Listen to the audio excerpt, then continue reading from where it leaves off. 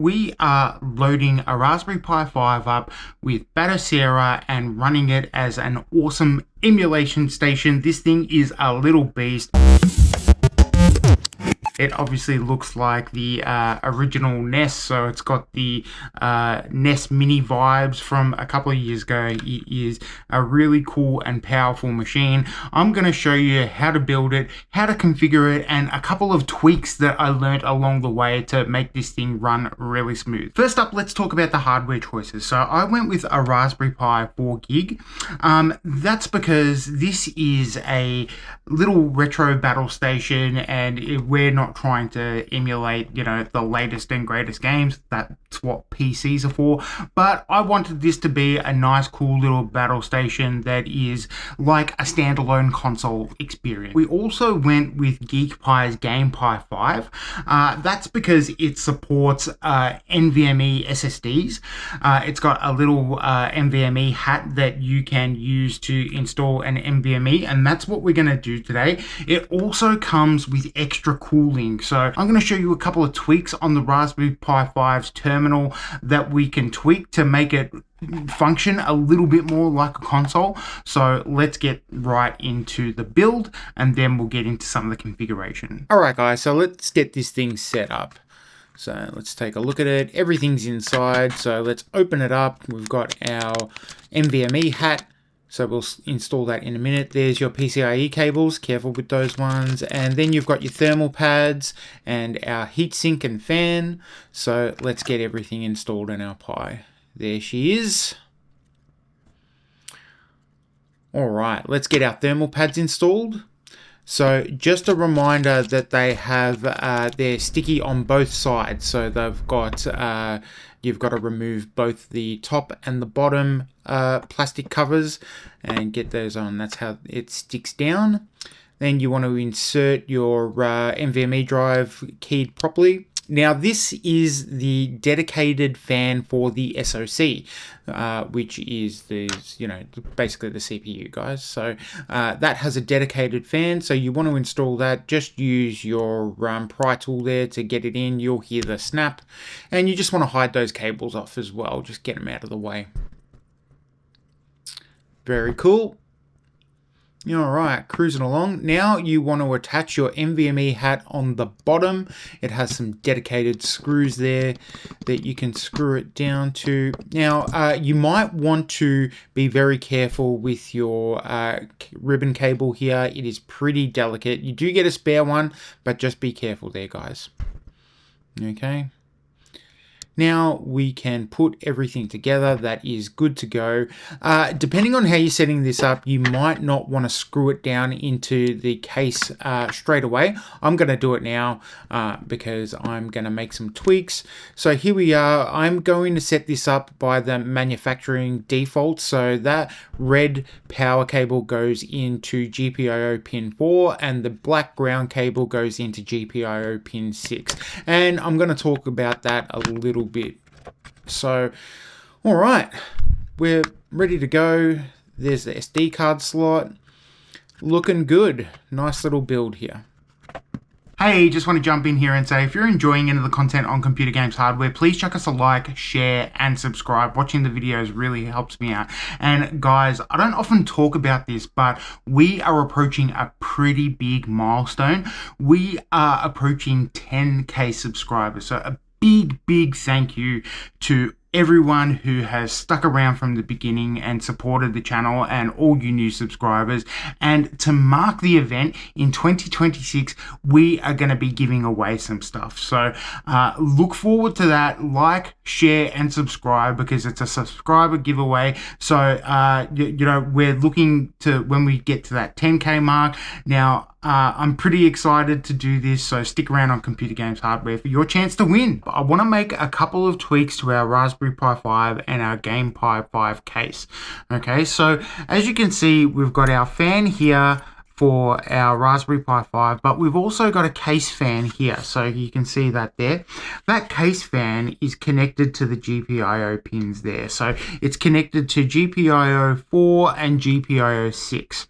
And what that does is that has it connected to the 5-volt power rails. And that keeps the fan on, the case fan on, whenever the Raspberry Pi 5 has power connected. So it doesn't matter if your system's off or not, it will still be getting power. Let me show you. Okay, I'm just going to plug it in right now. And you can see it's on now, and the fan is spinning. Okay, so you can see we've got our green little light there. Our fan is spinning on. Okay, so you can see that one going on and off there, but our case fan is spinning pretty fast. Okay, so I'm just going to turn it off now. Okay, so you can tell when it turns off, you just hit the button at the back there. There we go. We're off. So the power is off, but as you can tell, the fan is still spinning. So that is not good. Ow! That's not what we want. So I'm just going to disconnect that now. Okay, and what we're going to do is we are going to boot into Raspberry Pi 5 OS from an SD card so we can change their settings. That's the easiest way to do it, and then we're going to make a couple of changes. So what we're going to do is actually a little bit of a hardware trick. What we're going to do is we're going to move the pin by default. So the instruction manual will tell you to have it in GPIO pin 4, have the red wire in GPIO pin 4 and the black in GPIO 6. Okay, so black is ground, red is power. So what we're going to do, we're actually going to disconnect it for GPIO 4 and we're going to put it in GPIO pin 1. GPIO pin 1 is the 3.5 volt rail. And then we're going to go into Raspberry Pi OS and put it into low power mode. So when it is on that rail, it will go into low power mode, which will turn off the fan. It'll also make the fan run a little quieter because it's not on the 5 volt rail. And that's what you want. You've got two cooling systems here, which is more than enough. Actually, enough to overclock it. So we're going to do that later too.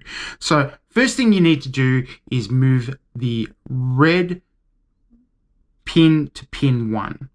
Then we're going to boot into Raspberry Pi 5 OS and we're going to change the settings. So let's do that now. Okay guys, so we have booted into Raspberry Pi OS from our SD card, and we need to do a couple of things in here. So first of all, I want to update it, and I want to update the bootloader so that I can boot into my SD card or my NVMe or even the network without having to take out the drives or anything like that. So we're going to update our bootloader. That's the first thing.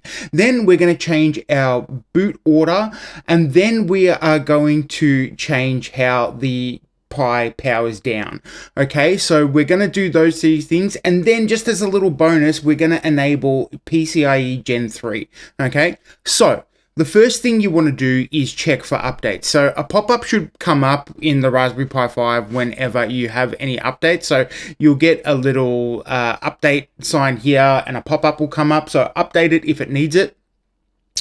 Otherwise, we are going to go in and we are going to go into the config tool. So what we need to do, this is the way I'd like to do it. I like to go into the terminal. I think you can do this through the menus there, but I don't know how to do it, to be honest. So I'm going to show you how I do it. It's pretty easy. All you have to do is type in this command. So it is sudo raspi config. Okay, that will boot you into the Raspberry Pi configuration tool. Okay, so we've got a few options here. We're going to go down to the advanced option, so you can press 6 or you can go like that. And what we want to do is go down to the bootloader version. So this selects the latest or the factory default for the bootloader. Okay, so we want to use the latest bootloader image. So we're going to hit on that, right, and it will say the latest bootloader selected will be loaded at the next reboot. Reset bootloader to default configuration. No, we don't want to do that. So I've already got it installed, but you will say yes and it will install it. Okay, fantastic. Next, what we want to do is we want to go back into our advanced options and we want to reconfigure the boot order. So what we want to do is, you've got a couple of options here. You can boot directly from the SD card, which most people will do because they're using their Raspberry Pi 5 with an SD card. We have an SSD, so we're not going to do that. We want it to boot into Batocera first. So we're going to go NVMe/USB boot from NVMe before trying USB, and then the SD card. Okay, so if you've got an SD card and you take your SSD out, it will still boot into the SD card. It'll just take a bit longer. We want it to boot straight into Batocera to give it that really smooth, console-like experience. You can also boot from the network unless it's overridden by the SD card. But we're going to go for B2, so let's select that. Okay, so it's doing a little bit of an update, and NVMe USB is now the default boot device. Okay, it was already like that, but I just was here to show you guys. Okay, now what we want to do is go back into the bootloader, and we want to check out the PCIe speed. So now PCIe is set at Gen 2 currently, but the Raspberry Pi 5 is capable of Gen 3 PCIe speeds, which is almost double. And look, it's not officially supported, but it's here in the configuration tool, and I will always set this to on, and I've never had any issues. So I'm going to go ahead and do that. PCIe Gen 3 is enabled. Okay, then what we want to do is head into the advanced options one last time and configure the shutdown behavior. So you got two options there. Currently, it's set to VPU sleep mode compatibility for HATs, so that will give the GPIO power even when the device is off. What we want to do is have pull power switch off, right? So that's going to turn the Raspberry Pi 5 off. It's going to put it into its lowest mode, so we'll still get a little bit of power, but it will make sure that we can have that fan turn off when we turn off our machine. So I'm going to do that now. That's going to go up and upload it. So there we go. That is all done, and we are good to go. So next thing you want to do, you just want to tab to finish, right? And select that. Yes, we want to reboot. So now that we've got the bootloader in and we've set it to the NVMe SSD, it's going to boot straight into Batocera. Okay, so here we go. Thank you. Just take a minute here. Batocera, here we go. So that confirms that our updates have worked. We've booted straight into Batocera. Happy days, we are good to go. Okay guys, now with our Raspberry Pi all set up and our little hardware hack by putting the power fan to GPIO pin 1, that's the 3.5 volt. It's going to lower the fan speed to around 75%, so it's going to be nice and quiet, and it's going to turn off when we power the machine down. Okay, so it's currently in standby mode now. Let's just power it on. So we'll put the button on and you'll see it spin up. So there we go. We've got our fan spinning at around 75%. So you might notice that it's nice and quiet now. So let's have a look what we do when we power this thing down. So I'm just gonna let it run for a second so you can see it's on and running there. So I'm gonna power it down. Oh, that didn't work. There we go. And there you go, there's our fan off. So happy days, it's worked exactly how we want it to go. So I'm very happy with that. All right, let's configure Batocera. Okay guys, we are booting up into Batocera now. I want to show you a couple of things before we do. Look at this. If we press the spacebar here, now we have a bootloader. So that's what we updated earlier on. Now you've got a minute to be able to choose where you want to boot into, from the SD card, from the NVMe, from a USB, and even the network. So that is really good news. That is just showing you that we've updated it. Now we don't have to do that right now because we've done all that. So I'm going to hit the escape bar and it'll go into its default boot sequence and load up Batocera. So we have a couple of things that we need to update in Batocera. So let's do that now. Excuse me. All right, ready to retro. We're cutting it pretty close to Christmas here. Santa's not going to be too happy with me. All right, we are in Batocera. Now we have to configure things. So the first thing you want to do is have your Raspberry Pi 5 connected to a keyboard with a cable. That gives you functionality, okay? So first thing we want to do is hit the spacebar and go into game settings. So first things first, we need to pair a gamepad, okay? So you go into your controller and Bluetooth settings, hit enter, and then you want to enable Bluetooth, okay? So Bluetooth is enabled now, and now what you want to do is pair your Bluetooth pads automatically. So go down to that one. Now, I've gotten Rafi the 8BitDo SN30 Pro. So if you want to get this gamepad, I will show you how to do it. And I will link all of this stuff in the description below. So you will be able to get this stuff and then follow along in this guide and do and set up your emulation station. So I'm going to show you how to do it this. If you're not using this gamepad, you would obviously use the manufacturer instructions for your gamepad. Okay, so what we're going to do is we are going to pair our pads automatically, and then we're going to put our 8BitDo SN30 Pro into pairing mode by holding the start and the B button. Okay, all right, so that will put it in, and there you go, it's already connected automatically. So rock and roll, that paired pretty quickly, no issues there. Rock and roll. Okay, so now we have gamepad control over our system. The next thing you want to do is you want to turn on your network. Whoop.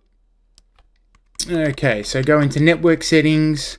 We are going to enable the Wi-Fi, and it should come up with my Wi-Fi network already. Takes a minute for whatever reason, but it should come up. So you put in your SSID and your Wi-Fi key and you're good to go. Okay, now there's a couple other things you want to know. First, you're going to want to do any updates if you have them. So I have it stable. I have check for updates and have it set to stable, so you can start an update. It says I'm not connected to a network. I am though. It must have gone off. That might be my network. Yeah, so we're in. Sometimes you need to just go out. Let's do it anyway. So let's go out and we'll just restart the system, and then the network should pop up. Okay.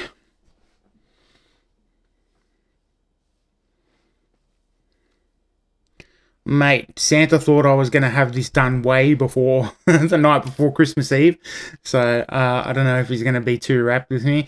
But now we've saved that, so our gamepad and our Wi-Fi will be set up and good to go when we boot up. So there we go. Got Wi-Fi. Press start on our gamepad and we'll have a gamepad as well.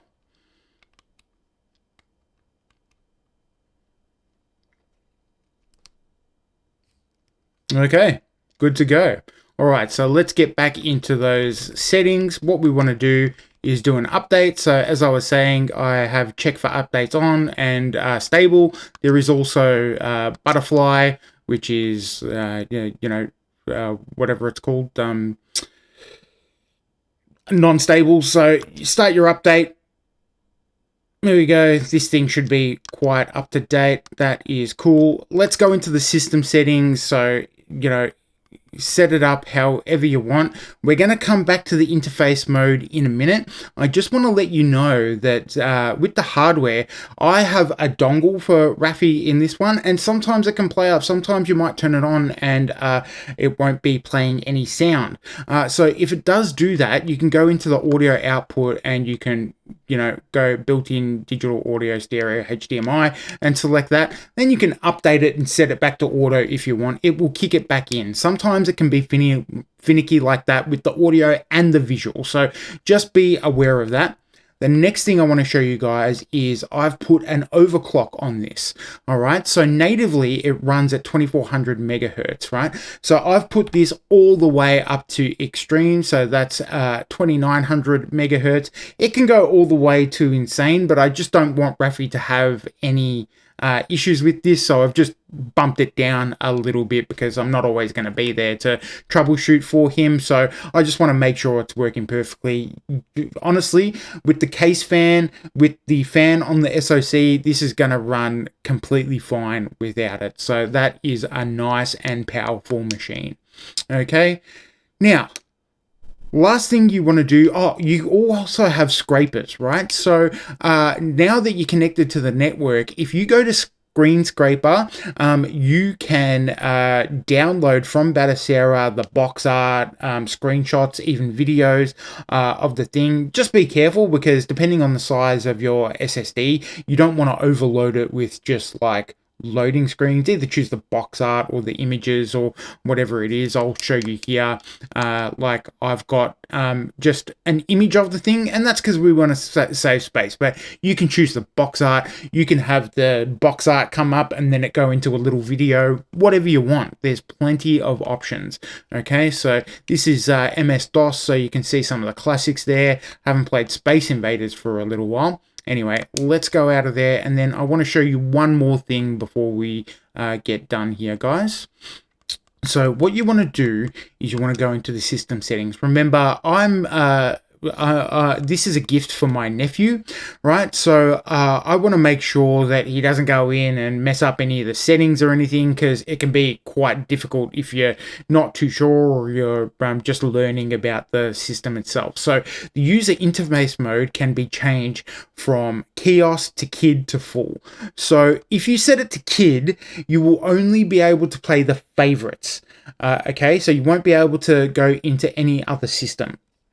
If you set it into kiosk, you'll be able to use any of the systems that are on the machine. And then if you leave it at full, it will operate as normal. So we're going to set it to kiosk, and I'll show you what it does. Okay, so we're in kiosk now. You are changing the user interface to a restricted mode. This will hide most menu options to prevent changes to the system. To unlock and return to the full user interface, enter this code, AAABA.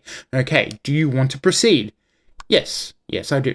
Okay, so now he can use all the different systems on there, and if you guys are interested, we have I can do more. I can do a full bore tutorial on how to get this thing set up. We have a couple of different app add-ons. We've even got some other sort of crazy things that we can do, so that's pretty cool. So if you're interested in that type of content, let me know in the comments down below. All right, but then when you go into the main menu, it's locked down. You can't piss fight around with it. To unlock it, you just go in and you enter that code, AAABA, and it's unlocked, so we're good to go. All right, let's put that back on. What I'm gonna do now is just lock that in. Wrong way. Sorry, system settings. I'm getting lost here, mate. Set it to kiosk. There we go. Happy days. We're all good to go. Okay. All right. Now, last thing, I'll show you how to get your games onto your system. Okay. I'm going to show you how to load up your system with some games. How do you get games? I don't really know, man. You're going to have to go to the internet and look that one up. So you guys are pretty smart. You'll figure it out. But I'm going to show you how to load them up. So there's two ways of doing this. You can take your drive out, stick it in your computer and do it that way. Or you can go in through the network into the back end. So that's what we're going to do now. There's a third option, which I've put onto the system, where you can do it from the menus in Batocera. There's a little unofficial app store and things like that that you can pick and select games from. So if you're interested in that content, let me know and I will show you how to install that into Batocera.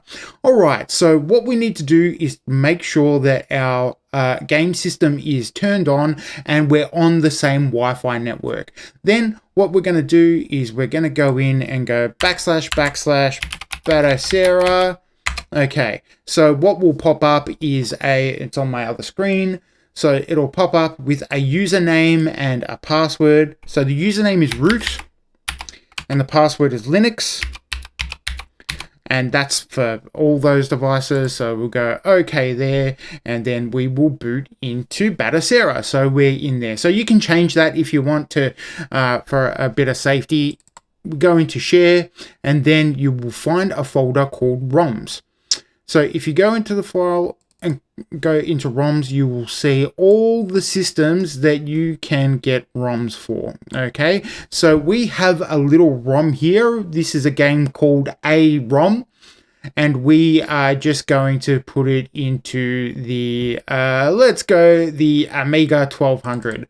Okay, so there you go. All you have to do is plop it in, and there you go. Then when you go into Batocera, you update the games list, and your ROM and your system will be there. Sometimes for the newer systems like PlayStation and stuff like that, you might have to unzip the ROM for it to be able to pop up first. So be aware of that, but it is simple as that. Now you go into your system, you update your games list, and you are ready to play.